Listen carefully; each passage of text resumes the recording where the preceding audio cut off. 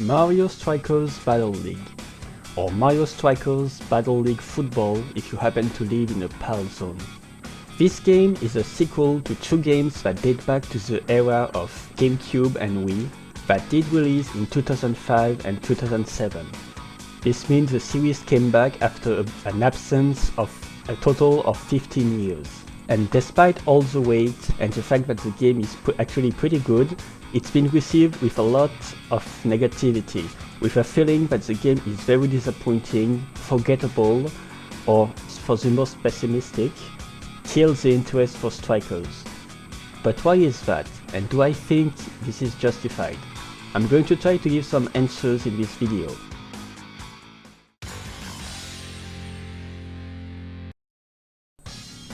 Before addressing the elephant in the room, it will be important to talk about the difference between this game and its predecessors.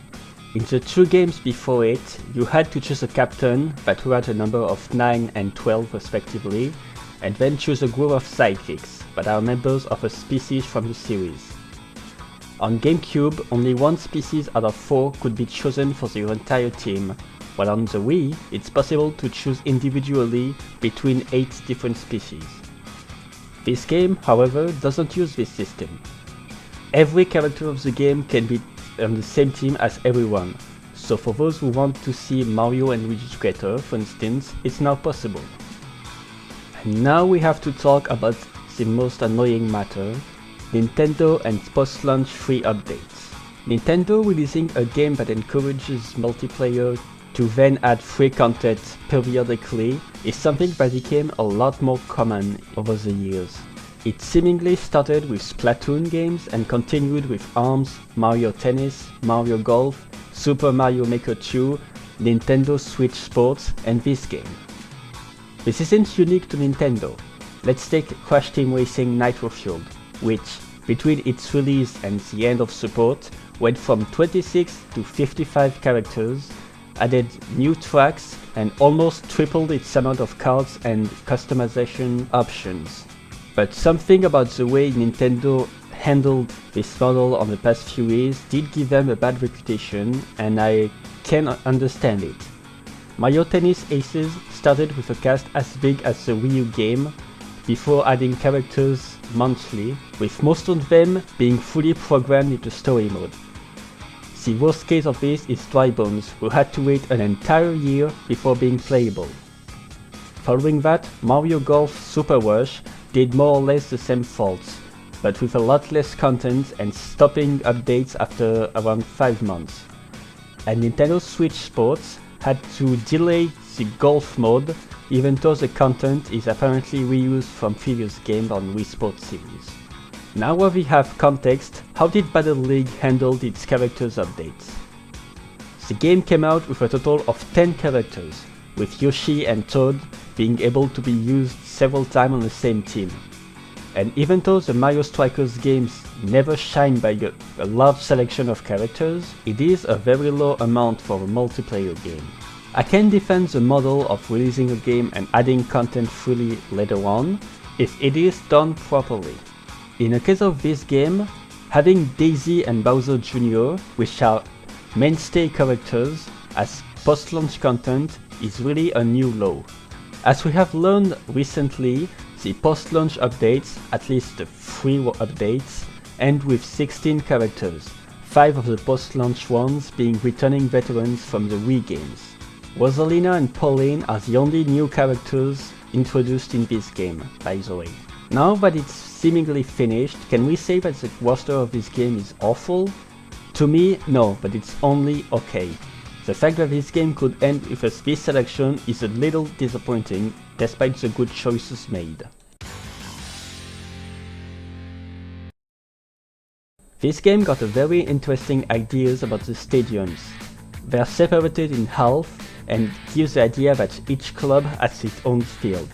It is a concept that I thought was very interesting, but unfortunately, it wasn't pushed to its potential. Out of the 10 characters from launch, only 5 have a stadium that sort of relate to them. Mario, Luigi, Peach, Bowser and Donkey Kong. And the 3 stadiums added afterwards aren't directly linked to any character.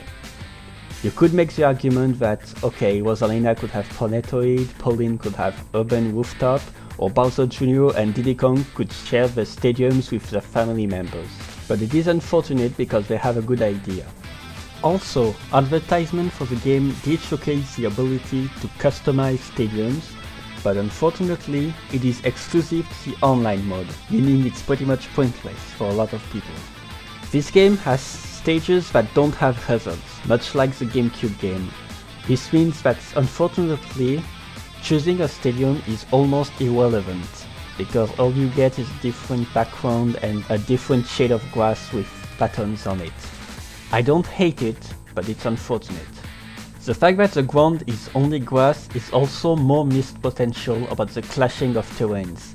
We could have had planks for the jungle, volcanic rock for Bowser's fortress, tiles for Peach's castle, a carpet for Luigi's mansion.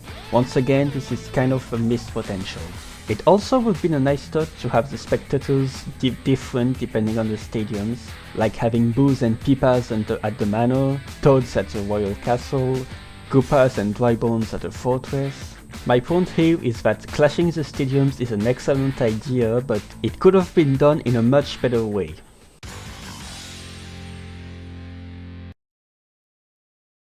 As a whole, the game is very fun to play. Next Level Game has already shown a lot of passion for animating on its previous Mario games, which are the previous two Strikers games and the two Luigi's Mansions games that they have produced. And honestly, this game has the most expressive take on the Mario characters since the GameCube days. There might be a small amount of animations, but it's worth remembering that the Wii game reused a lot of animations from the GameCube game, which is why the newcomers on that game have a smaller amount of animations. Something that isn't very good to me is the lack of variety with the character teams.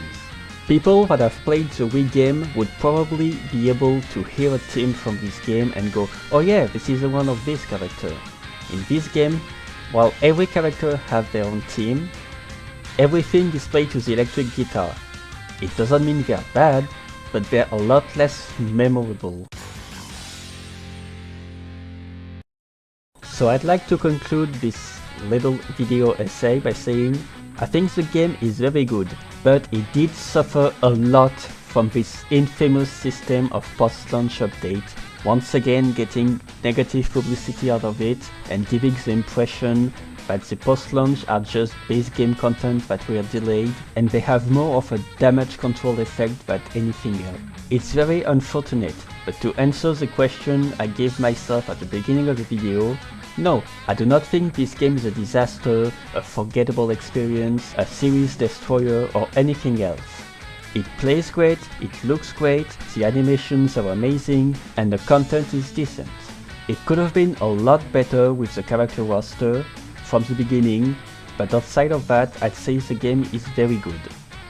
Obviously, I'm not saying you are wrong if you don't like the game, because I can definitely understand why it was soiled by the update system, but I would say that it would be worth revisiting this game sometimes, because its good qualities are definitely there.